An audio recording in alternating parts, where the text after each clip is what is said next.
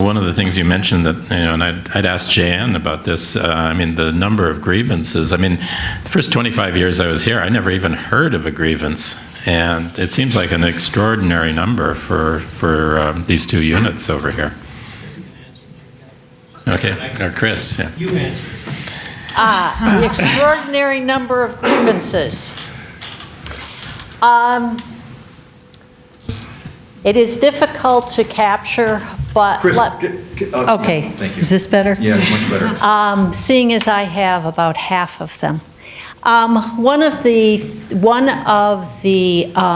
issues, I think, that we have anything from disputes over intellectual property rights to disputes over space, to disputes over what is just basic treatment of faculty and faculty decision-making and governance.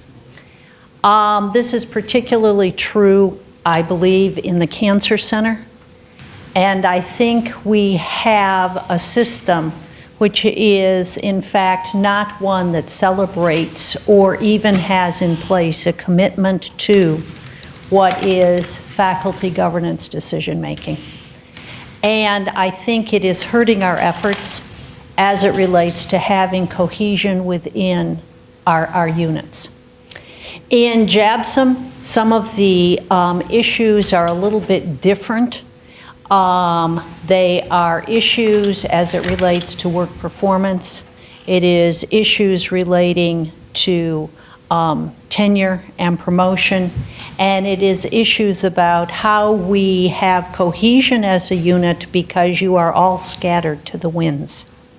And so there is some real difficulties sorting through those kinds of issues as faculty groups. I would also just note that, and this is actually a big thank you to those of you who have called. One of the things that happens in these two centers, the Cancer Center and JABSOM, is oftentimes you are on the cutting edge to ascertain what the problems are with administrative policy. And one of the most interesting things, and I know that all of you have been under significant pressure to in fact file your conflict of interest forms. And many of you called because they appeared to be changed. They appeared to in fact be seeking information that was inappropriate. One of the most interesting things is that within medicine and the practice of healthcare, we have different problems as it relates to conflict of interest and conflict of commitment. And these are very big issues for everyone sitting in this room. Your calls led us to some very interesting findings. And one is that the UH policies internally are inconsistent, and they are utilizing two different definitions of conflict of interest and conflict of commitment, depending on which policy they're citing. Keep those calls coming because you were really on the forefront of recognizing that we were going to have investigations and internal problems relative to these kinds of policies potentially harming faculty because of the inconsistencies. It has led to us requesting negotiations on those.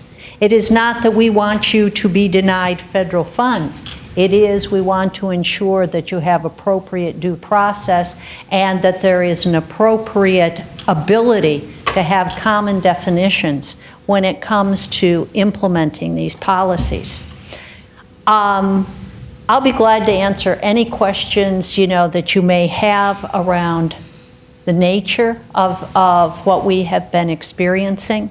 I think perhaps the best way to put it is I think that we are going to continue to have significant and substantive challenges around relationships, around access to facilities, and about the ability to, in fact, have working procedures and policies that are governance-driven. And this is particularly true in the Cancer Center.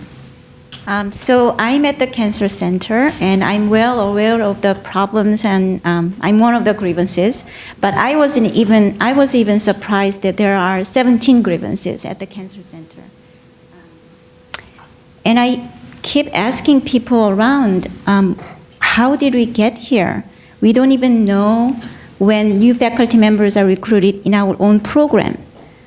How does the administration make decisions on important recruitment, personnel decisions, financial appropriations, all this without faculty input?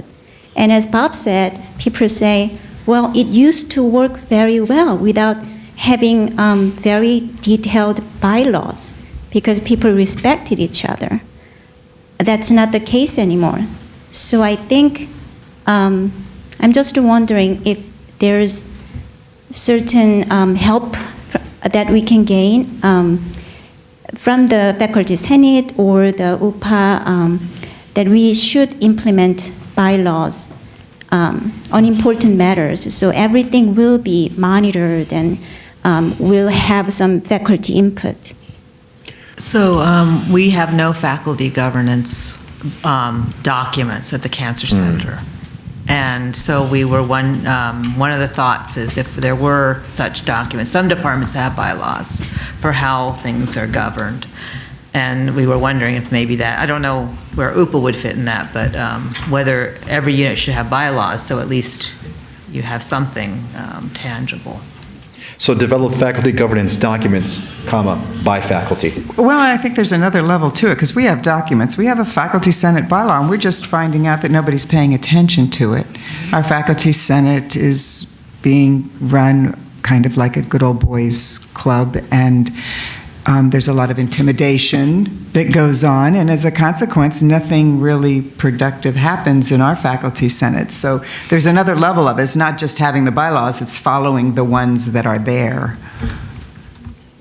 So the purpose would be to move more of the governance decisions to the faculty within a department, or? Right. Okay. Right. Right now, there's no mechanism There's no for it, mechanism, yeah. and there's no way to point to anything that says there should be governance, faculty. I'm just speaking out of, I'm trying to figure this. I see two ways. One, the Manoa Senate should come in and protect the formation of a Senate.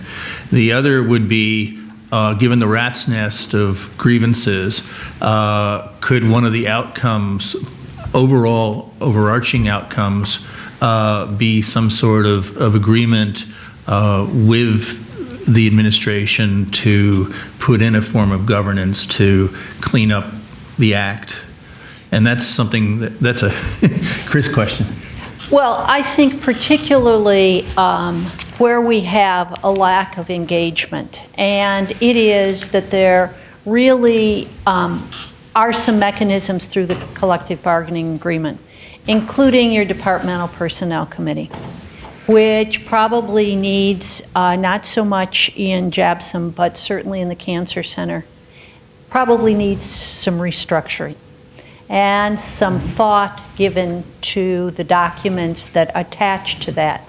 You also have issues within the collective bargaining agreement around input and faculty input into what are called department chairs. Now, they are sometimes called different things. They may be called division heads. They may be called any given things. Directors are very popular. One of the issues is, in fact, the ability for faculty to come together and have these discussions so that there is a pathway and even potentially agreement around the characteristics that you want in a division chair, or the kind of departmental procedures you want for tenure, promotion, and contract review. And you want to have a voice in choosing who is on the departmental procedures committee. One of the problems, and in fact, there is contract language that gives you guidance about that. So some of the tools are already there. And some of it becomes trying to implement those tools in a way that allows the discussion to take place about what do you want to do within your respective units to make these things operate to the advantage of faculty governance. So there are different tools. Faculty senates are, in fact, a creation of the Board of Regents and the administration. A DPC is, in fact, a creation of the faculty at the department level. You all vested, you know what your job is, you know what the expectations need to be. And that's the vehicle that allows you to, in fact, have good, solid faculty peer evaluation and peer review that supports your work.